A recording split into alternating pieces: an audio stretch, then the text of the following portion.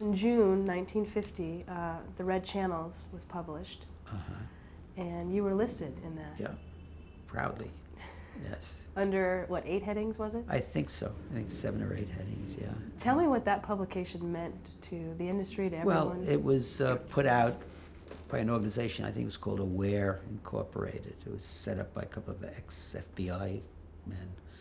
And they published a little paper called Counterattack, which would publish the names of whom they suspected were communists or communist sympathizers who were on television shows or on radio shows or in movies. And they were presumably exposing them. And then they also set themselves up as a clearinghouse. So first they would expose you, and then they would clear you. And they would get a fee for clearing you. It was really a kind of protection racket.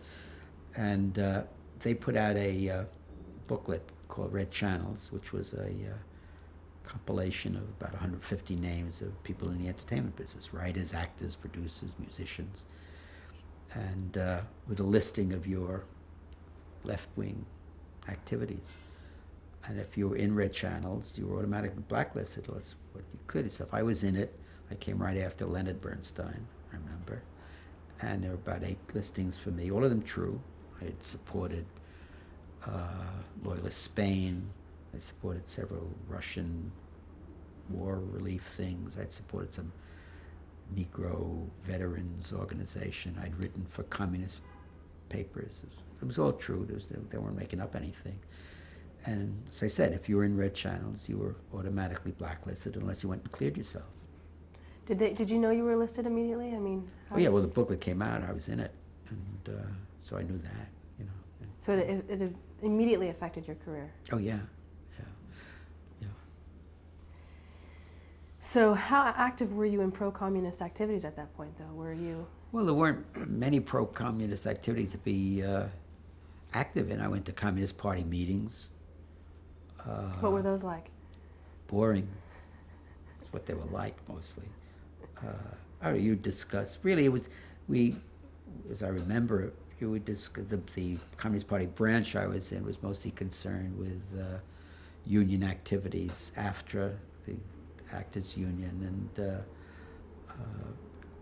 and getting better conditions for writers and how to go about it, what to do, and forming caucuses, and there was mostly stuff like that. Then there would be talk about how to support the Soviet Union, things like that. And I mean, looking back on it, it was not terribly effectual, really, as far as anything was concerned. And then a lot of it, of course, became defensive. I mean, you didn't have much chance. You were, you know, under attack and on the run. And, how did others respond to the publication?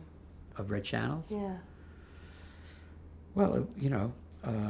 Like, I'm glad I'm not on the list, or, I mean, was it that kind of an industry awareness that... Well, everybody knew about it. You know, it swept through the industry very quickly, not just Red Channels, but the whole blacklist thing, and it was scary. You know, it was scarier for the actors and the directors than it was for the writers, because they had to show their faces. And we didn't. If we were lucky, we'd get a pseudonym, we'd get a front, and we could continue to work.